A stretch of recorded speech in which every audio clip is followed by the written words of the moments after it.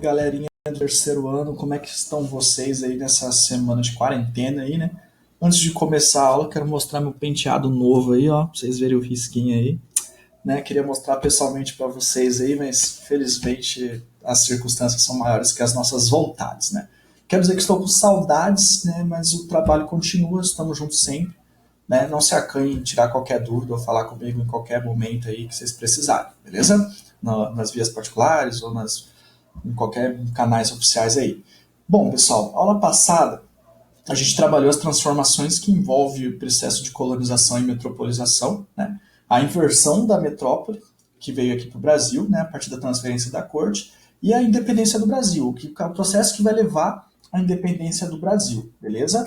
Nesse processo, a gente tem ou passa pela regência de Dom Pedro I, que é um período conturbado, na qual há uma adaptação das ideias liberais à realidade brasileira, né, das elites econômicas, assim como também dos portugueses que aqui estavam no Brasil. Lembrando, é um processo diferenciado, já que envolve uma espécie de transformação que não é uma grande transformação, não é um processo muito revolucionário, é um processo que a revolução ela é retardada pelas vontades das elites econômicas. Ao mesmo tempo, não houve independência de fato, já que o Brasil ele vai deixar de ser independente de Portugal, mas vai passar a ser independente econômico dos ingleses, e também não vai haver morte, né, no caso do lema da independência ou morte, porque não vai haver um grande conflito, né, com a busca ou com a tentativa de conquista geral da nossa independência. Ela vai ser uma articulação política, beleza? Então isso torna a nossa independência diferente de todas as independências que aconteceu na Europa, ou na América, ou até mesmo na América do Norte, onde houve lutas, onde houve mudanças mais estruturais, onde houve, por exemplo, os ideários iluministas do republicanismo e do liberalismo mais efetivado de maneira vertical. Aqui no Brasil não, vai ser adaptações, beleza? Então é um processo diferente. Ao mesmo tempo que o Brasil vai ser o único país a escolher o regime monárquico como regime de governo após a sua independência. Tá, mas vamos lá. Antes disso, você tem aí, ó, a gente viu que o Dom João VI saiu do Brasil e foi para Portugal, em torno de 1817. A partir dali, você tem Dom Pedro I como regente, com uma grande demanda entre as elites agrárias, que queriam que ele permanecesse no Brasil, né, e as elites agrárias brasileiras, e as elites portuguesas que queriam o seu retorno. Em contrapartida, o processo de rompimento já estava dado, já que todas as condições de independência estavam postas e Dom Pedro I só precisava articular o projeto, articular a mudança, e assim por diante, beleza? E quando dá início a esse império, para facilitar o nosso estudo a partir daqui, a gente vai separar ele em três períodos, né? Você tem o período imperial, promovido por Dom Pedro I, que é o primeiro reinado. A partir daí, esse período vai de 22 a 31. Você tem o período regencial, que vai de 31 a 40, pela impossibilidade de Dom Pedro II de governar. Ele vai ter 5 anos na época da abdicação de Dom Pedro. A partir dali, essa regência ela vai ser estabelecida para esse tipo de governo. Depois, o governo mais longo da história do Brasil, que é o período imperial, de Dom Pedro II, o segundo reinado, que data de 1840 a 1889. Beleza? Direto, pessoal, cai perguntas e questões do Enem comparando as duas figuras. Pedro pai, à esquerda, Pedro filho, à direita. E geralmente a pose que mostra Dom Pedro II sempre está dotando de uma característica de estabilidade, como já um membro da categoria política, um cara estável, um cara soberano, um cara com um certo grau de experiência, enquanto Dom Pedro I ele sempre aparece com um ar militarista, ou um ar centralizador, um ar de imponência. Nessa figura, por exemplo, você vê ele de trajes militares, né, no Rio de Janeiro, pelo Corcovado, lá, pelo Pão de Açúcar, desculpa, e na presença a coroa portuguesa, de Bragança e Orleans. Então, como tal, você tem aí as referências da monarquia portuguesa ainda presente em Dom Pedro I, a ideia do militarismo, sabe, em sua mão e tudo mais, e do outro lado você tem Dom Pedro II já como um cara de político, já cansado e tudo mais. E, em contexto geral, nesse processo de transformação, a economia brasileira estava devastada. A gente viu lá atrás, ainda em aula, né, que quando os holandeses foram expulsos do Nordeste brasileiro, praticamente eles levaram a produção de açúcar daqui para as Antilhas. Eles não estavam só aqui dominando e participando e trabalhando na questão de manutenção da economia, como estavam aprendendo. Então o açúcar brasileiro estava hipertributado pela paz de Haia, estabelecida pelos holandeses e portugueses. Ao mesmo tempo, toda a receita que Portugal queria aceder, ela cobrava do açúcar. Então, além de ser inferior em qualidade, o açúcar brasileiro entrava no mercado europeu mais barato, mais caro, por conta do repasse dos tributos. Sem falar também que o algodão do Nordeste também estava em crise. Os tributos também recaíam em cima das elites agricultoras de algodão. À medida que eles dependiam muito da escravidão, elas tornando cara devido à pressão que a Inglaterra fazia no Atlântico contra esse comércio, fazia com que o valor do algodão brasileiro fosse mais caro do que o dos sulistas norte-americanos. Então, você tem uma ideia de competição aí muito desigual, né, em relação ao Brasil e aos sulistas dos Estados Unidos. O charque argentino também estava em crise, né, porque o charque rio-grandense estava em crise, porque era artesanal, era mais lento a tua produção e era mais caro, inclusive. Mesmo com as tributações sobre o charque argentino, ele entrava mais barato aqui na América, pela Bacia da Prata, o estuário da Prata, e era comida de escravo. Então, eles não pagavam caro nessa comida, nesse alimento, então comprava-se o argentino pela sua disponibilidade, pelo seu preço. Então, os sulistas também estavam numa grande crise e o ouro brasileiro praticamente tinha sido esgotado. Quase todo ele foi enviado para a Europa. Esse ouro vai ser encabeçado e vai alavancar a Revolução Industrial para os com o pioneirismo inglês, né? E a partir dali você tem um problema sério, que o Brasil não tem de onde tirar receita positiva, não tem de onde exportar, não tem recurso, não tem uma indústria. O Brasil foi permitida a industrialização do Brasil a partir da autorização das manufaturas, porém essa indústria nasceu morta pela abertura de comércio com os ingleses, por exemplo. Ao mesmo tempo, Dom Pedro I, além de resolver a questão da economia, precisava garantir a posse do território brasileiro. Boa parte dos membros das elites regionais, elas estavam ainda receosas em aceitar a proclamação da independência feita por Dom Pedro I, que era o herdeiro, né? Sendo que o pai estava vivo lá em Portugal. Então, entre um e entre outros, os portugueses ainda não tinham condição política de negar a independência, porém os brasileiros também não tinham a condição, naquele momento, após a 7 de setembro, de estabelecer uma independência homogênea que cobrisse todo o território, né, do Brasil. Ao mesmo tempo, você tinha uma briga pelo território do Uruguai, que era chamado de região da Cisplatina, entre os gaúchos e o Império Brasileiro contra a Argentina por esse território. Então girava uma crise problemática aí, porque a Inglaterra necessitou intervir com o objetivo de estancar a crise econômica tanto dos brasileiros quanto dos argentinos, e ainda mais do futuro dos uruguaios. Então, quando a Inglaterra ela intervém nessa relação, ela estabelece a independência do Uruguai como uma medida de sair à esquerda, lateral, né, desse conflito. Isso obriga o Brasil a declarar sua derrota, porém sem sanções econômicas. Então, mesmo o Brasil consolidando seu território no sul, perdendo a Guerra Cisplatina, eles não houve grandes sanções econômicas, pagamento de espólio ou qualquer coisa do tipo, mas houve uma desmoralização dos brasileiros em relação a esse acordo feito com a Argentina por conta da autonomia do território do Uruguai. E além disso tudo, Dom Pedro I também precisaria fazer Dom João VI reconhecer a nossa independência, que Portugal deveria reconhecer nossa independência. E por que isso era necessário, professor? Por que a gente só não podia reconhecer essa independência? Por quê? Porque eles assinaram na Europa, depois da queda de Napoleão, o Tratado de Viena, né, que estabelecia que os países europeus não poderiam intervir e nem negociar, e nem estabelecer comércio com nações independentes ocasionadas no período napoleônico, na era napoleônica. Então, tanto as colônias espanholas quanto a colônia portuguesa, né, aqui na América, deveriam ter o reconhecimento das suas antigas metrópoles. E para isso, para evitar que a Inglaterra perdesse as suas medidas diplomáticas, os seus alinhamentos com os portugueses e com os brasileiros, ela decidiu intermediar esse reconhecimento.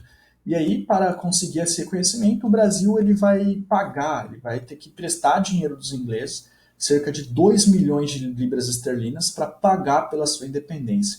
Tá vendo que o processo de independência do Brasil não foi feito para os brasileiros, e sim para facilitar e diminuir as perdas portuguesas? Então o Brasil pagou pela sua independência. Isso vai aumentar, iniciar a nossa história com a dívida pública a dívida externa brasileira, e ao mesmo tempo os portugueses teriam condição de se restabelecer a partir da perda da sua colônia, que por sua vez já era impossível de ser mantida, né? Então foi uma maneira que Portugal saiu ganhando com a perda do seu território aqui na América. Os Estados Unidos foi o primeiro país, a partir da doutrina Monroe, de aceitar a independência do Brasil. Porém, né, a Inglaterra, com medo de perder esse mercado e permitir que os Estados Unidos assumissem esse novo mercado, ela vai forçar uma solução diplomática que seria o pagamento dessas libras esterlinas, beleza? E após isso, Dom Pedro I encaminha para a resolução e a elaboração de uma constituição que seria a primeira constituição que estabeleceria a organização política do Brasil. E aí você tem duas facções discutindo a elaboração desse projeto. As duas não têm diferenças drásticas assim entre elas. É interessante a gente ver isso, que o Partido Brasileiro ele é quase o irmão gêmeo do Partido Português. O que difere seria quase a nacionalidade assim, e o projeto de centralismo e de regionalismo. Assim. De caras, ambos são elites agrárias ou comerciais, que por sua vez possuem escravos e que por sua vez vai defender seus privilégios. A diferença é que os portugueses queriam centralizar o poder na figura do imperador. E os brasileiros eles querem descentralizar, eles querem autonomia. Ele defende os princípios liberais com o objetivo de transitar a ideia de igualdade entre portugueses e brasileiros, um projeto de que os brasileiros querem adquirir os privilégios portugueses. Porém, eles não querem liberdade entre os grupos subalternos, a sociedade da época, como pardos, mestiços, né, negros e escravos e tudo mais. Então, eles querem igualdade de direito com os portugueses, mas não querem igualdade de direito de fato. Né? Seria mais ou menos essa a lógica. Então, eles não querem as ideias liberais ou os iluministas ao todo. Eles querem as partes que convêm nesse projeto que está acabando de iniciar aí nessa primeira Constituição. Os brasileiros eles começam a elaborar essa Constituição em 1823, porém, as medidas que retomam essa Constituição, elas tentam bloquear a participação política dos portugueses, né? Os brasileiros eles colocam um dos seus limitadores para a elegibilidade nas eleições a questão do voto censitário. Né? Então ele coloca lá que para votar no Brasil deveria ter 100 mil réis anuais, medidos em sacas de mandioca. Então o objetivo era manter a escolha política nas elites agrárias. Como a maior parte dos portugueses trabalhavam no comércio, eles ficaram eufóricos, né, contrários a essa Constituição. O apelido dessa Constituição ficou conhecido como a Constituição da Mandioca. Então isso forçou Dom Pedro I, com medo de perder poder e ao mesmo tempo abandonar as elites portuguesas. Lembrando que Dom Pedro I era português. Ele fechou o Congresso, cercou o Congresso, no que ficou conhecido como a Noite da Agonia, dissolveu a Constituinte e decidiu por si só, assessorado por membros da elite portuguesa, a elaborar uma própria Constituição, que casaria os ideais republicanos com os ideais autoritários, ou que a gente pode falar de absolutista. Como ele vai fazer isso? Ele vai outorgar uma carta, isso quer dizer o quê? Entregar de cima para baixo, escrita a carta com o próprio punho, né? Organizando o Brasil a partir das três esferas políticas, legislativo com a capacidade de governar ou com a capacidade de criar as leis, composto pelo Congresso e composto pelo Senado, o executivo, entre os presidentes de província e o próprio imperador, sendo o membro maior do executivo, e o judiciário, a administração da justiça. E ele vai criar um poder para ele, um suprapoder, que teria a capacidade de controlar e governar todos os outros poderes, que seria o poder moderador. Isso quer dizer o quê? Ele tem poder de alterar leis, fechar o Congresso, nomear ministros, nomear parlamentares e cancelar a candidatura de parlamentares. Ele tem o poder de alterar as escolhas do presidente de província, de compor o ministério do jeito que ele quer, de administrar do jeito que ele quer, e judiciário de alterar a lei, de alterar julgamento, de condenar, oferecer habeas corpus ou o que for. Então ele tem poder total sobre as três esferas. E mais, o poder dele é caráter sagrado e de caráter inviolável. Ou seja, ele também cruza a igreja com a política, né, na qual o poder dele também é investido como uma espécie de papa, ele é uma espécie de supra-sumo da igreja católica aqui no Brasil, e ele não pode ser submetido a nenhuma lei do Brasil. Ou seja, ele está por fora, ele está por cima. E aí essa lei, esse modelo é extremamente centralizador. Então ele uniu o processo de descentralização republicano com um projeto de centralização absolutista, trazendo uma monarquia para o Brasil, adaptando as necessidades das elites agrárias ao modelo que ele pretende fazer essa passagem, essa mudança entre um Brasil colônia para o Brasil império. Então isso vai gerar uma série de revoltas dos brasileiros que começam a deixar de entender ele como uma experiência nacionalista e começam a entendê-lo como uma experiência portuguesa, e aí isso começa a remeter a uma espécie de lusofobia também, um ódio, aversão a tudo que vem de Portugal, que começa a nascer de fato o que seria um espírito puramente brasileiro, ou que vai tentar ser puramente brasileiro, né, ou pensar ao modo de Brasil. Uma coisa importante também, para evitar que só quem monopolizaria a política fosse as elites agrárias, foi estabelecido o voto censitário, como a gente falou, isso permaneceu, porém, quem poderia votar seria R$ 100.000 anuais, normal, em comprovação de bens, raiz, indústria e comércio. Então, seria todas as áreas da economia. E, ao mesmo tempo, quem poderia ser eleito para o Congresso seria somente aqueles que recebessem R$ 200.000 anuais. E, para quem quisesse ser senador, né, que é um cargo vitalício, que também deixou muitos brasileiros descontentes, seria aqueles que pudessem comprovar uma renda de R$ 800.000 anuais. Então, seria um valor praticamente, vocês têm a curiosidade aí, ó. Deixa eu ver aqui, R$ 100.000. Vamos ver quanto seria aqui mais ou menos uma estipulação aí, ó. Entre R$ 100.000 e tudo mais. Deixa eu ver se eu consigo achar aqui uma. Vamos lá. Um conto de réis seria R$ 1.000. Então seria mais em torno. Deve ser mais ou menos. Deixa eu ver aqui, não estou achando direito aqui. R$ 100.000. Bom, não dá para ver direito aqui. Depois vocês pesquisam melhor aí, né? Que aí depois eu olho mais certinho.